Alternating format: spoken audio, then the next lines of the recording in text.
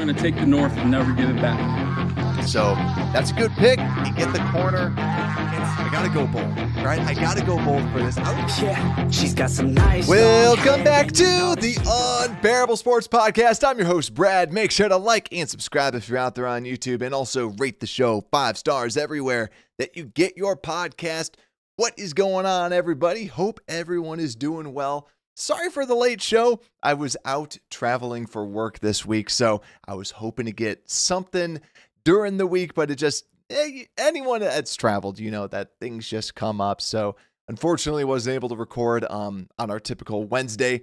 So apologies for that. So just because of that, I got extra stats for you, extra little advanced metrics that we're going to be breaking down today as we preview the Chicago Bears versus the Minnesota Vikings. And also, we will be going live 7:30 after the game. So don't worry, I will not be traveling at that time, but we're going to have you all covered. So let's break this down. So the Bears coming back against the Minnesota Vikings. How do we feel about this? Do we feel like we might be able to win this one? Because last time, for those that remember, the Bears played 3 excellent quarters, or three good, right? We'll say good. 3 good quarters against the Vikings, and then it's that fourth quarter that J.J. McCarthy leads some drives back, and then that's when the Bears end up blowing the lead, and the game felt very in control for the Bears, but that fourth quarter, it was the opposite of what the Bears have been doing. They blew it in the fourth quarter, and then the Vikings end up winning. And also one thing, too, that I want to kind of call out, I want to call out this guy right here, and that's Jonah Jackson. Jonah Jackson's the person that I'm going to be calling out for this because Jonah Jackson was not good during that game. And I wanted to purposely call him out because he's been a lot better since. And I want to also call this out too because there's games where a player might not have its best game. And we've said this on the show. Just because somebody does not look good one week does not mean you can just write them off and say they're bad, right? Cole Kmet has had a bad week. A lot of people have had one bad week, like Darnell Wright has had a bad week. Jonah Jackson, since that one bad week, he's had 3 PFF grades right around 60. He's had 3 above 60, like closer to 70, which is, remember, 60 is average for PFF. And I mean, actually, one, I'll say 2 were around 60. 1 was 52.5. And then the last 2 weeks, he's been 91.1 and 87.7. So he's really kind of come around. Now, do I think he's all of a sudden this elite guard? No, but it all evens out at the end of the day. And that week 1, the big thing that I also want to highlight is throughout the year, the Bears versus the Vikings, the Bears we've seen progression. This line back then, Colson Loveland had a 52 grade, and Drew Dahlman and Joe Tooney, their grades were around 60. Now I'm talking PFF grades because it's easy to just point to that and say, yeah, they didn't play as well. But the eye test also confirmed that our running game was not able to get going. And we saw after the bye week, that run game really all of a sudden start to get going. And this offensive line has gelled significantly since the last time that we played the Vikings week 1. And even like during that first week, Joe Tooney did not look like Joe Tooney. Drew Dahlman did not look like Drew Dahlman. Darnell Wright still had a good game, but I really want to call that out because the interior of this line did not have a good game. They were not gelling together. And I remember when I was watching the tape, you just saw a lot of people blow by them and get past them very, very easily. Very non-characteristic of this interior so far. This interior that I think all 3 are top. I know all 3 for sure are top 20 in ESPN's pass block win rate, but they might all be top 10. Maybe Jonah Jackson's just outside of that, but I want to call that out because of how much this team has progressed. And as we sit here, like with the Bears at 6-3, just to it's nice to just kind of sit back and be like, wow, we did come a very, very far way, and there's been a lot of progression. And yes, we haven't beaten a team over 500 or you could call that out, but it's just overall as a team, they have gotten better. And as we know, I was going to say Cole Kmet, Colson Loveland has looked significantly better. And also, too, when we look at this game as well, Bears are underdogs by Vegas was giving them 3.5 points. But you look at ESPN's FPI rankings, Bears should be 1-point favorites on a neutral field. Now, you factor in US Bank Stadium, them playing at home, and a lot of professional bettors have said this is one of the only true home field advantages, because they said a lot of times now with home field advantages, they used to always give 3 points, but now it's kind of turned more into 1.5 points for the NFL games, because they've said a lot of times it doesn't give them that much of a swing as it used to. But for US Bank Stadium, that is something that it's built to be loud. It's built to throw off these players. So that's why you see the 3-point favorites being the Minnesota Vikings. But really, like I was saying, when you look back at it, that's what really happened. Bears essentially blew it and didn't capitalize. And the offensive line not looking great, and Jordan Mason was able to capitalize, because also this run defense was not good as well. So after that, let's go into some of the injuries, shall we? Let's talk a little bit about the injury impact that the Chicago Bears and the Vikings are going to have. Now, I am recording this on Friday, and if I waited an extra couple hours, I could probably get the actual Friday report with everything, but I feel pretty confident that we can look at this and easily break this down. So as we look at it, the main ones just to keep an eye out for is TJ Edwards, who is most likely going to be out with his hand, or more so the hamstring. Ben Johnson has been saying that his hamstring is actually worse than his hand, because the hand, he can just wear that club and do something like that. But the hamstring, they're saying, is what's actually keeping him out. And then Jaquan Brisker not participating with a back injury. That's something to at least monitor. 2 consecutive days, did not participate. My guess, he played a little bit last week. Maybe they just sit him out for this. And if he sits out, most likely Jonathan Owens is going to be filling his spot. But I also just want to call out Elijah Hicks, because something that I haven't really heard anybody talk about is Elijah Hicks has actually gotten more reps than Jonathan Owens in the dime packages.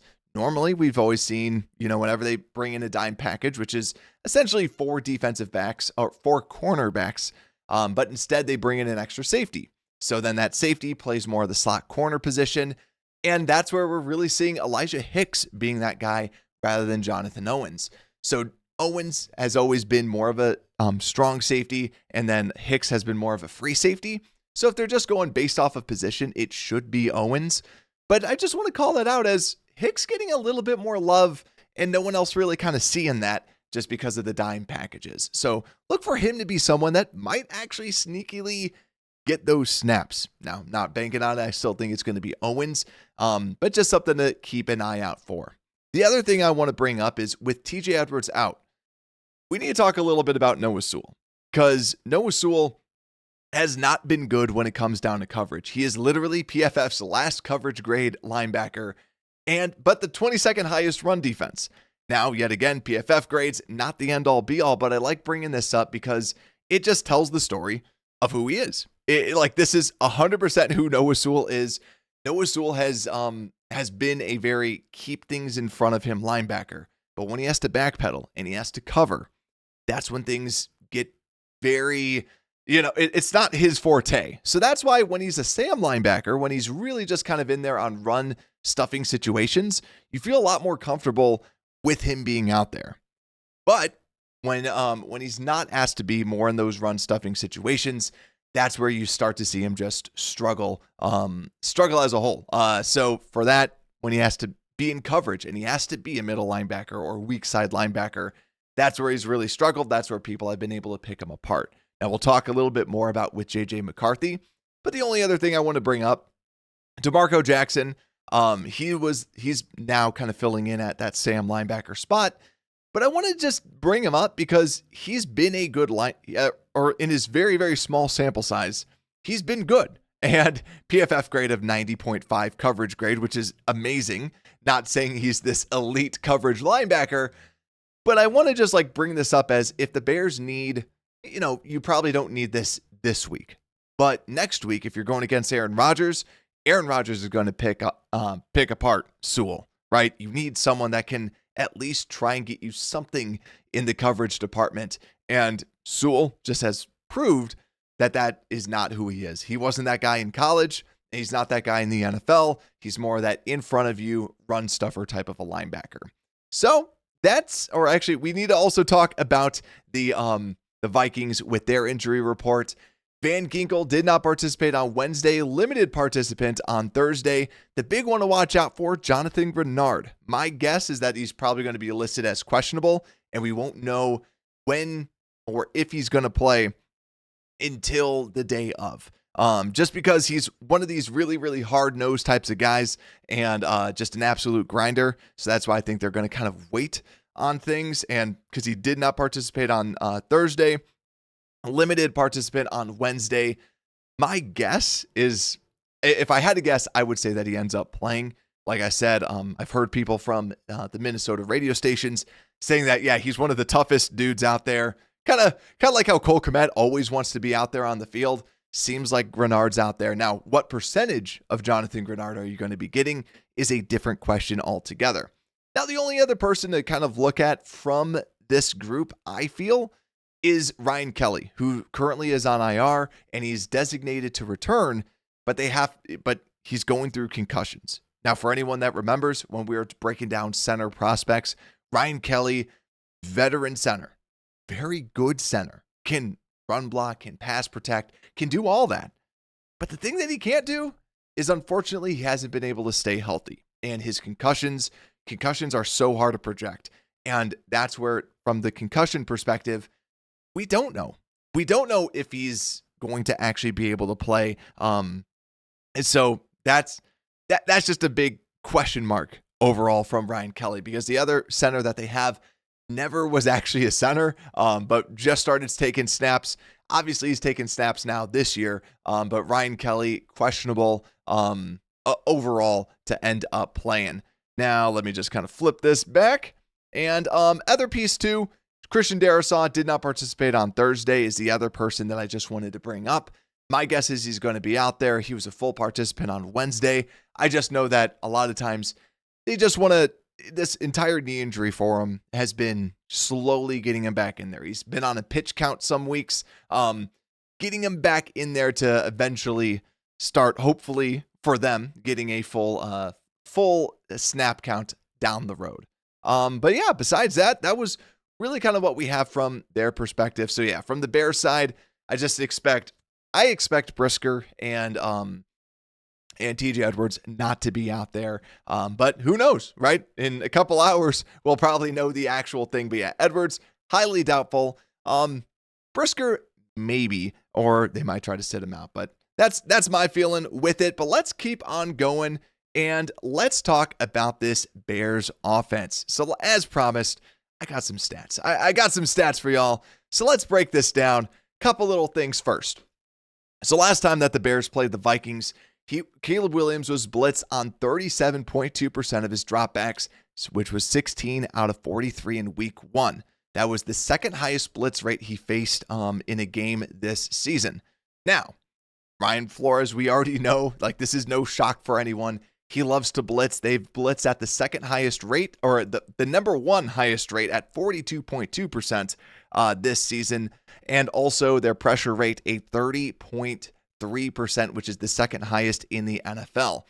Now, the other piece that I want to bring up too, when he was getting blitzed, we saw him scramble out and ran the ball for 6 times on those 43 dropbacks, which was his third highest rate of his career at 14%. Now, we saw this last week. Caleb Williams scrambling a little bit more. Now, the question, is he going to scramble a little bit more this week? My guess is I could see him doing more, because he saw that last week and he saw that kind of come to actually do well for him. That's why I think that he might be scrambling a little bit more, because he saw how much his legs were a weapon last game. Now, couple other things just around Caleb Williams too. He's recorded an average time to throw of 3.27 seconds this season, which is the longest among qualified quarterbacks. This should not be a shock if you listen to this show. We've talked about this plenty of times that Caleb Williams has been holding the ball the longest out of any quarterback that's out there. The other thing too, his average time of throw is 1.69 after facing initial pressure, is the longest average by qualified quarterbacks over the past 8 seasons. The one thing that I want to kind of call out is the person that he likes to throw to in situations like this is Rome Odunze. So when we talk about what to do, right, and with kind of this offense, when Caleb expect the blitz, right? They're going to be trying to blitz and try to hit you. Who is your person that you're going to be throwing to quick? Who are you going to get the ball out fast to? Because we saw the Vikings lose last week, and the big reason they were getting the ball out quick. The Steelers were throwing it fast, or like when they were going against the Steelers, they were passing the ball quick. Now, part of that is because Aaron Rodgers always likes to do that, but also because Flores likes to send the blitz, likes to send pressure at that quarterback. So if you're sending the blitz, identify it, throw it to whoever that your go-to is. Don't wait for it, get it out. So that's hopefully what they're trying to teach Caleb is, hey, if you got Rome, throw it to Rome because you know Rome's going to get open. You know Luther Burden is also going to get open too. So maybe he could get some more snaps out there as well. The only other thing I want to bring up is DeAndre Swift has ran outside the tackles on 66.4% of his carries this season, which is the 5th highest rate among 45 running backs with at least 50 carries, which we all kind of knew. But I wanted to bring this up because when we look at the more advanced metrics, so let's kind of look at some of these advanced metrics that we have out here.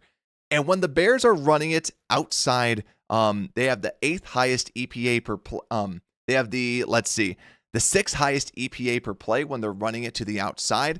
So that's why, hey, when they're running it outside the tackles and we're letting the tackles guide us, that's really where we're seeing a lot of success because Darnell Wright's been an absolute monster in the run game. But the thing to watch too, this isn't inside of this old chart that people can see out on YouTube, but the other thing that I want to bring up was that the Bears have had a lot of success in running when it is a power run system. So their power runs have been phenomenal. But the Vikings are actually very good at stopping power run schemes. So that means they're not getting moved off the ball as much as some of these other teams. So that is going to be an interesting matchup just to watch out for. But I wanted to bring up that outside rushing just because, you have the 6th outside EPA per play when they're running it on those outside sides. The Minnesota defense is 19th among EPA per play at defending outside runs. So yes, they know that the Bears can do it. But the question is, can they stop it? And the answer so far this year has been no. And if you're curious too, Bears are 8th highest on inside runs, and the Minnesota defense is 12th among inside runs. But Bears like to run it outside because, hey, that's why they also have Theo Benedette, who Theo has been a liability in pass blocking, but he's at least been a somewhat good run blocker.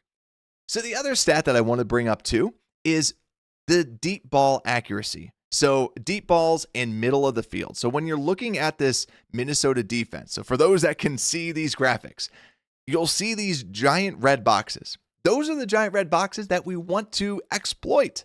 So when we look at this, the Minnesota defense has the worst deep ball EPA per play. They allow, so even though they play a lot of too high, they actually play the most too high for their safety looks, which should equal to hey, you're good at stopping the deep ball. They don't. They don't do a good job at this at all. Even though they have pretty good safeties, they haven't been able to stop the deep ball. Bears have the 3rd highest percentage of deep ball passes in the NFL. Only 18th deep ball EPA per play. So to me, look for that deep ball, right? We're talking about Rome Odunze, jump ball guy, someone that you might want to try and test out there. Get that, don't just wait for the open receiver. Trust your receivers. Work on where they're going to be. If I'm Ben Johnson, that's what I'm trying to do is, okay, blitz is coming. Someone's unblocked. Can you lob it up, right? Where do you put that? Where do you place it so that they can make the ball? Where can they make a play on the ball? So that is going to be a big thing. Deep ball and also the middle of the field EPA. The Minnesota defense, 30th among EPA per play in the middle of the field. And a lot of this has to also do with just their linebackers and safeties and other slot corners coming in on blitzes. Where does it then open up? Well, then you can do a quick little dump off to the running back in the middle of the field. You can do a quick dump off to the tight end middle of the field or someone doing a little slant. And that's actually where Ben Johnson historically has had a lot of success against this defense, is having a couple people running across the middle of the field and really putting pressure on these linebackers. So to me, know who the biggest key is know who your quick targets are. Are you trying to go deep? Are you trying to hit something in the middle and you're bringing two people across the middle and then you just have to make that quick decision? That's what Brian Flores is going to try and push and try and trick Caleb Williams into doing, and trying to make him make a mistake.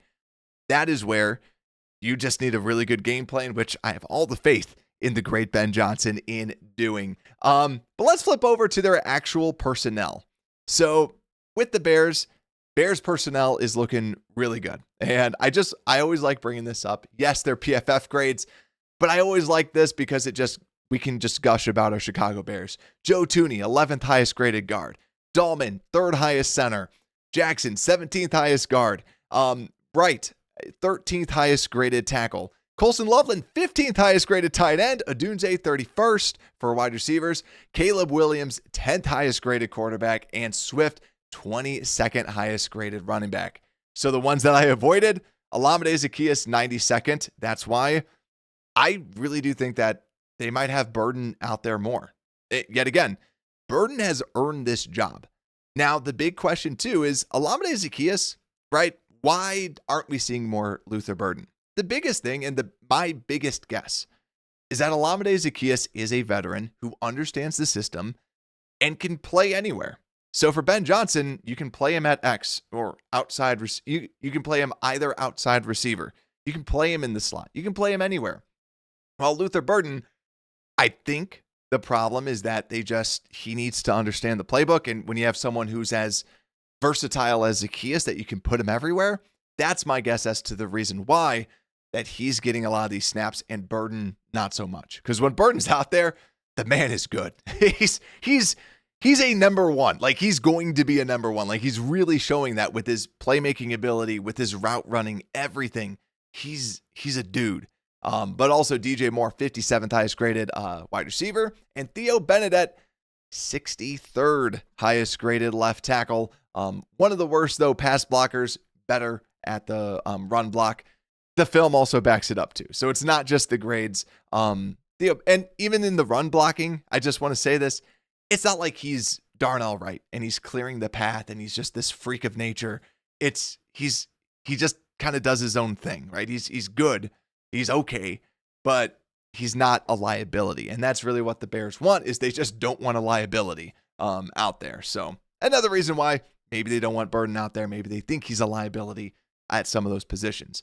But if we flip over to this defense is Brian Flores. So this defense, like as we were talking about, they love to blitz, they love to send pressure, and they love to just throw these exotic looks. So individually, no players are necessarily going off. If you really have to say something, Javon Hargrave has been an excellent pass rusher. He's top 10 in ESPN's pass rush win rate. And also Jalen Redmond.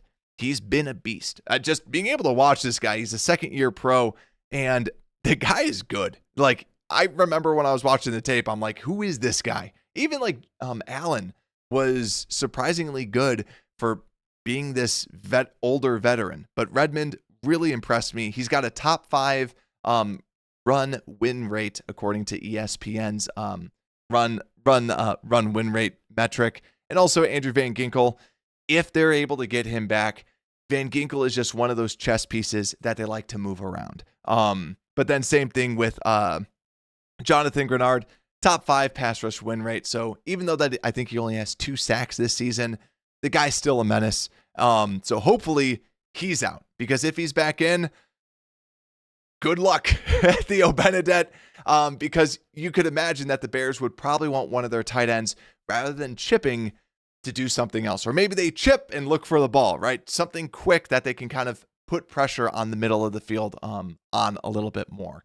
So really, the story of this defense versus this offense boils down to how do you handle the blitz and the pass rush, and how do you get that ball out?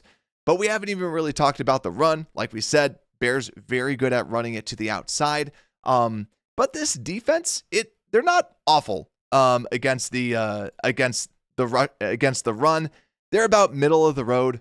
So 4.2 yards per carry, which is about middle. And the other thing that I want to call out too, so also 17th expected points added for their run defense, but 7th for the pass. So yet again, the blitzes is what's really causing the confusion, the sacks, the pressure, stuff like that.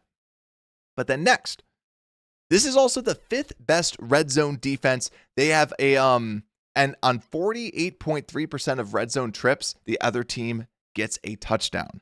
So the Bears have not been good at converting in the red zone with touchdowns. That's going to be the other big story. Can you get the ball out, but then can you also capitalize in the red zone? That's what happened when the Bears went against them. They were able to move the football down, but then when they had the tight space, this Vikings defense, very good. Yet again, if you're able to send the blitz and you're able to kind of confuse them and you have smaller spots to cover with less people, it makes it easier for their defense to really flourish and do well. So they force you to kick at least a field goal more than 50% of the time. Very, very good from this defense. So with all that being said, wrong button. What is your offensive matchup to watch out for? Because the offensive matchup that I'm watching out for now, every single week, I feel like I always say Theo Benedette versus X. Theo Benedette versus X, right? It's always Theo. But I think, now, if I want to say, if I'm looking at this and what matchup or like what X factor or anything like that, the matchup that I'm looking out for, and I called out Roma Dunze. I think that he's more of like the X factor, if you will, where he's that person that can really transform the game. Because if he's out there, or even like, dude, Luther Burden would be an incredible one, right? Have him in the middle with Loveland, and do something like that. But I'm going to say that the X factor or the matchup to watch out for is actually going to be Colston Loveland versus Blake Cashman. Like I was saying before, Ben Johnson has typically had success in the middle of the field, confusing the linebackers. And Blake Cashman is a very good linebacker. He's PFF's 17th highest graded linebacker, but Cashman's been very, very good for this Brian Flores defense. And if they can get two people or getting some stress on these linebackers, that's where they can really kind of win in that middle of the field. So to me, it's going to be Cashman versus Loveland as the big matchup to watch out for. So, like I said, what is your matchup that you're watching out for out there? Let me know down below in the chat. But now, let's flip over to the defense, shall we? So this Bears defense, as we know, we've gotten better stopping the run.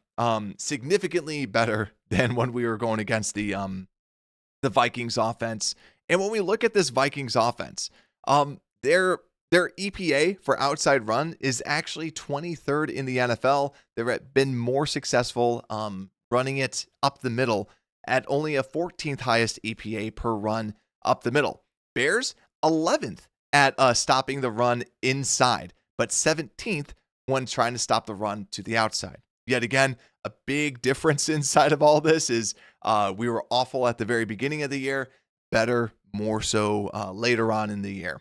So the other thing too is that Jordan Mason, more so an inside runner, that's where they're seeing success, but Aaron Jones has a positive EPA when he does run outside the tackles. So depending on who's been getting the most carries, it seems like Aaron Jones is getting the primary workload.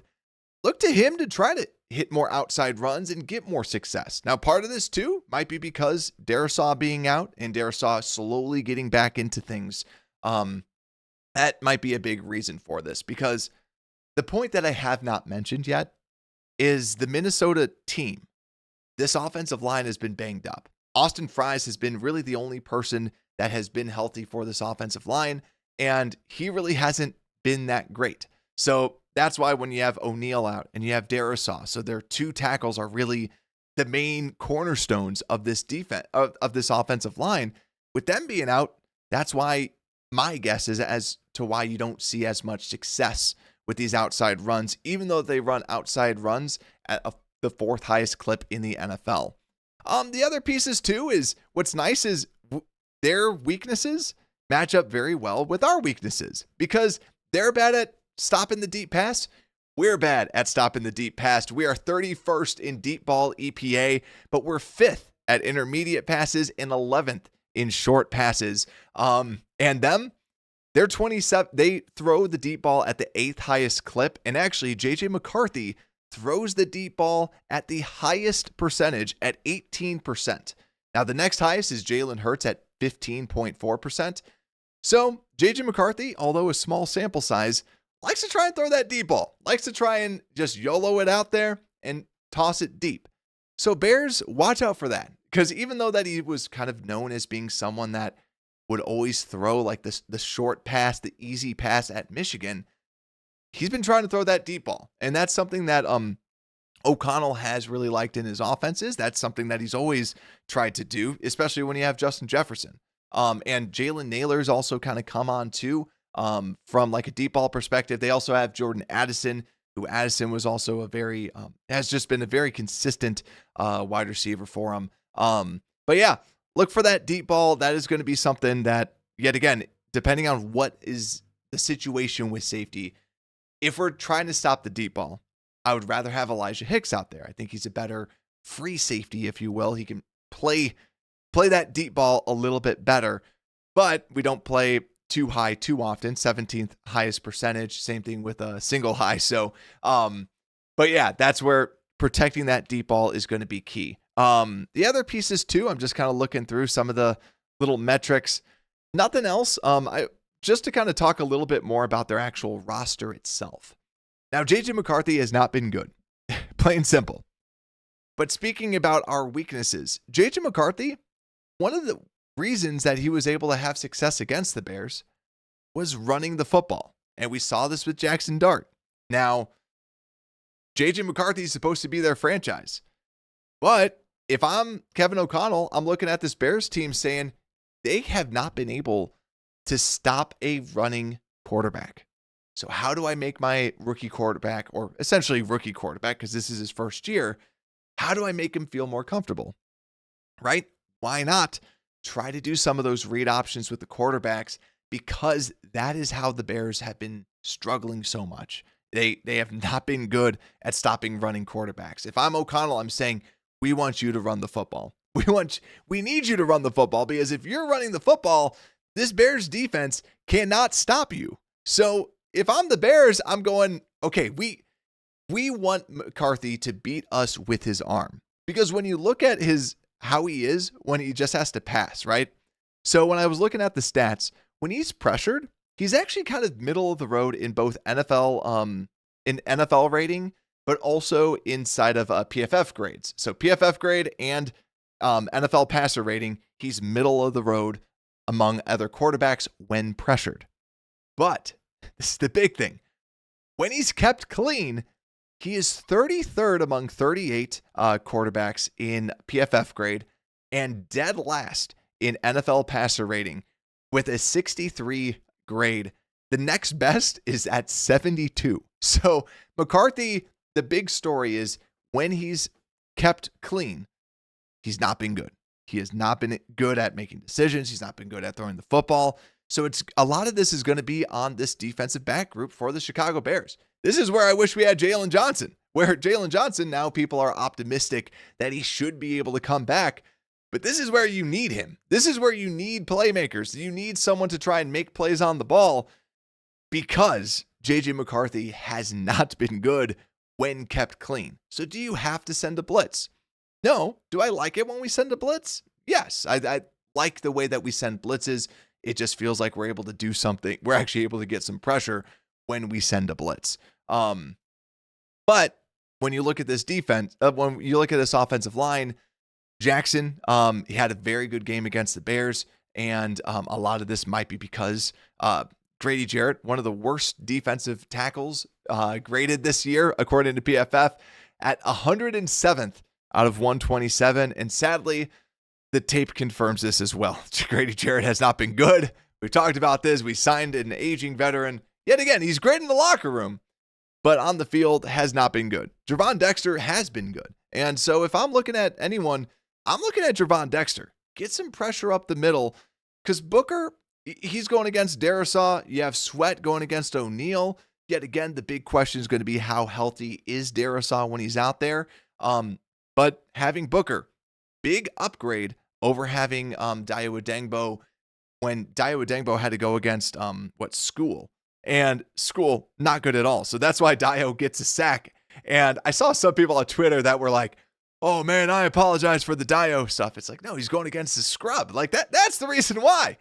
But with this, Austin Booker actually good at pass rushing, and it has been looking very, very good at that pass rushing spot opposite Montez Sweat. So to me, it's going to be about up the middle pressure. I'm looking at Javon Dexter, trying to get some pressure up there, and then hopefully you don't have to blitz as much. But really try to stop the run. Try to force McCarthy to beat you with his arm. If McCarthy beats you with his arm, I'm fine with that. But if he's running like what Jackson Dart was doing, that's something that needs to stop. You can't allow him to run. You can't allow Jones to have a good game either. And hey, McCarthy, now this is probably knock on wood, right? McCarthy has not been throwing it to Justin Jefferson. As a Justin Jefferson fantasy owner, he has not been throwing it to Justin Jefferson. So to me, really just if you can get pressure up the middle with Javon Dexter and then you're able to stop the run, those are some of the keys to the game. But let me see other pieces too. Yeah, Darisaw, top 5 pass win rate so far. Other things too. Like I said, yeah, the deep ball, we kind of talked about that. Also, JJ McCarthy, dead last in EPA per dropback. So yet again, let JJ pass the ball. That's the biggest thing, right? Letting him pass the ball is going to be the big key. But let's talk a little bit about what to watch out for. What matchup am I looking out for on this defense versus this Vikings offense? If I'm looking at a matchup, I've already kind of talked about it. Javon Dexter versus Austin Fries. Fries right now, 57.2 PFF grade, which is 43rd among 79 guards. He's been banged up. He hasn't been looking great. And whether it's Kelly out there at center or if it's Brandel out there at center, you're going to have, this is for your defensive tackles to really wake up and do something up the middle. Billings and Grady Jarrett have not been great. Javon, this should be your game.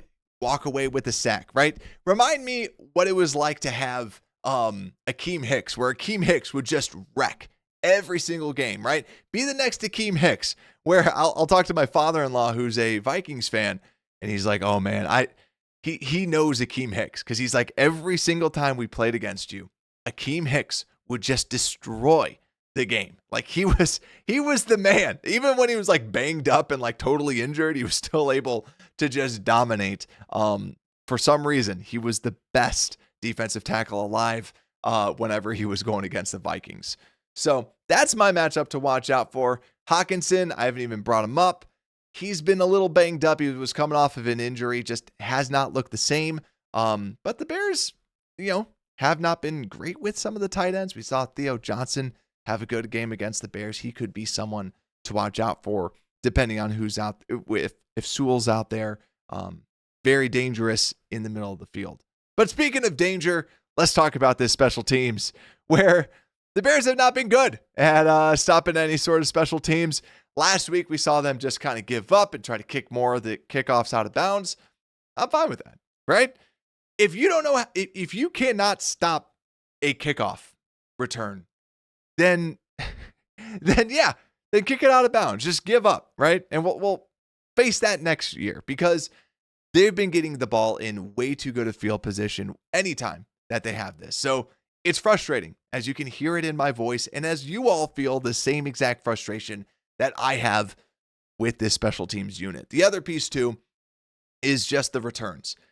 Duvernay, at the very beginning of the year, right? I was like, oh, why is Duvernay the returner? He reminds me of Ted Ginn. And like when we had Ted Ginn, but then he did well. And I was like, hey, keep on going. Like, keep doing this. And now he regressed back to the mean of kind of like what I was actually expecting, where he's been Ted Ginn Jr. for how he was with us. We're very okay. And not as bad as that, but just been very, very okay. So to me, why not? Is Luther Burden going to be your slot receiver? and get more reps? Because if the answer is yes, then yeah, keep Duvernay out there, do that. But if not, why not put Luther Burden back there punt returning? I know he's back there kick returning, and Duvernay's been the primary guy, and so you might not want to kind of switch things up. But still, for me, and also they can just kick it right to Duvernay. Like, don't put the ball in Luther Burden's hands. But to me, the punt returns, why not put Burden back there? He's going to want to try and do something. He's going to be eager. That's something that, might scare them to be like, well, Hightower likes his guys and he likes the people that he feels safe with. But come on. This is Chicago. We're used to Devin Hester. We want excitement on that punt return and someone that can kind of bring it to the house. So to me, I'd love to see a little bit more Burden now, as we're starting to see him just develop as a true NFL player. So let's kind of wrap up this show. Let's talk about who has the edge during this game. So if we're talking about the Bears offense versus this, the Bears passing offense versus this Vikings pass defense, I'm going to give it to the Vikings. I am, just because this true passing attack, now I don't expect them to be dropping the ball like crazy or anything like that.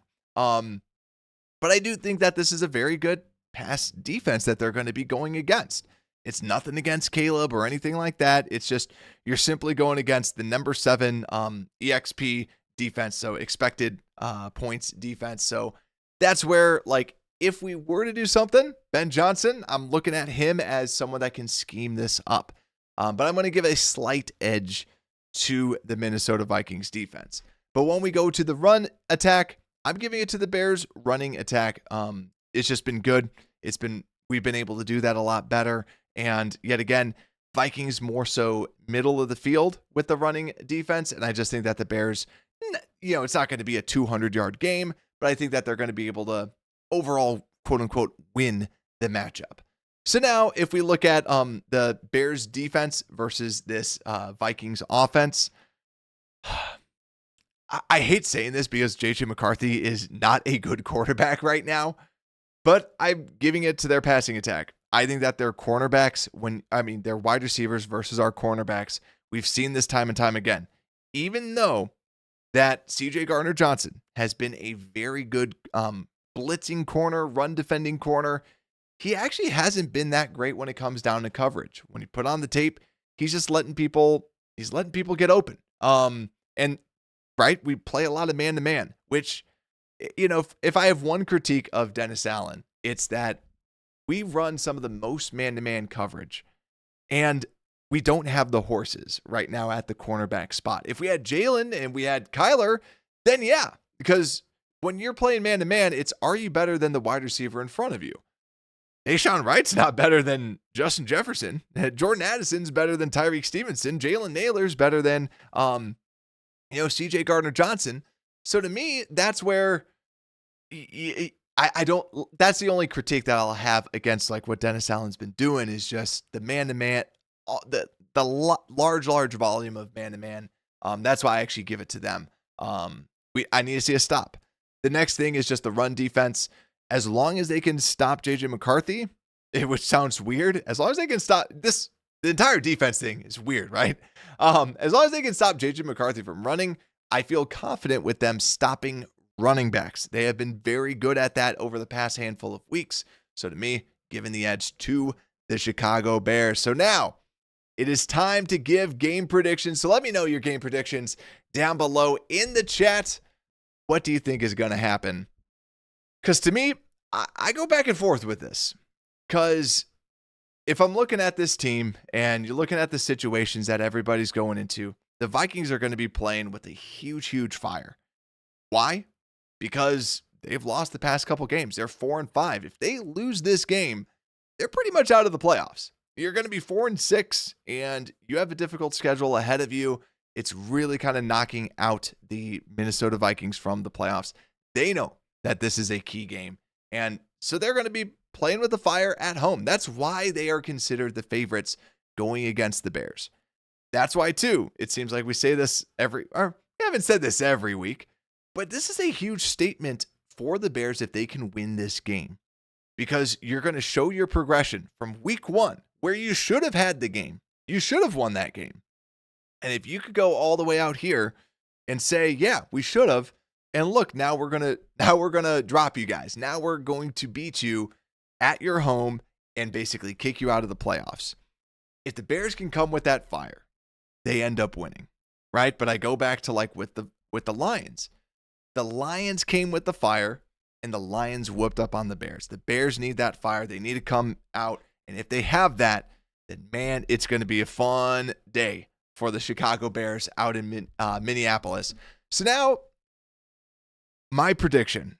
I have literally been going back and forth, and I was in a car for 15 hours driving for travel, and I was like listening to all sorts of different shows, and non-Bears shows talk about this game. And it was funny because everyone that talked about this game said that like they were always right in the middle, because they're like, well, the Vikings, like exactly the points that I made. The Vikings should win because they have all this fire and all these reasons, but it was nice to hear national people say, but you can't count out the Bears. The way that they're playing, the way that they're coming out and winning games, it's special. So my gut says Vikings. Cue the booze. But I just to keep riding the train, I'll ride the train. I'm feeling meatheadish right now. I'm feeling, you know what? I'm going to pick the Bears though. F it. You know what? Let's go. Let's go 7-3, Bears fans. So I'm going to say the Bears end up winning. Let's see. I'm going to say we score, let's say 27. Let's say Bears end up dropping 27. And right now too, right? I'm going to say 27. I want to say 24, but that is like such an easy score. No offense to anyone that put 27-24 in the comments. But 27-24 is such a good score because the Bears score a lot. Defense will allow a lot. I'm going to say 27. You know what? F it. 27-13. I'll bring it up this way, and that's part of my bold prediction as well. I was hearing people talk about like the Matt Nagy years, the 2018 year, right? The good year that we had with Matt Nagy. And the thing with that was it wasn't just the start of everything. It was the later ones. It was the Santa sleigh. It was the stuff that was happening when it got cold and the way that we performed. We need a big win. We need something that shows people that we're here rather than just, the cardiac kids that almost give us a heart attack and probably have knocked off years of our lives just this season with the amount of stress that stress and anxiety they put us under when we're watching the game. But they need a statement win. And that's going to be my bold prediction, right? F it. It's bold win for the Bears this week, I'm going to say. And they end up winning big. And let's see. The actual bold prediction, besides the bold score, I'm going to say Gervon Dexter. I think Gervon Dexter can go off during this game, and I really hope he does. I'm going to say Gervon Dexter 2 sacks. I think from an offensive perspective, overall, they're going to get Colson Loveland involved. I think he's going to have a big game just because, like I said, in the middle, that's where they like to attack. I think Loveland's going to have a good game. Maybe like if they want OZ out there, Olamide to be out there, then I think that he has a big game too, just because of him playing predominantly in the slot. Otherwise, man, come on, we got to have Burden out there. And if you put Burden out there, he's going to be like, all right, I'll show you who the best receiver in the NFL is. Move aside, Justin Jefferson. Here comes Luther Burden. So that's my take. Let me know your takes down below. And also, make sure to hit that like button if you're out there on YouTube and hit subscribe. Hit the notification bell. We will be going live at 7:30 after the game. But I missed you all with the live show. So apologies for that being moved back. But with that, hope you enjoyed the show and Unbearable Sports Podcast. We are out.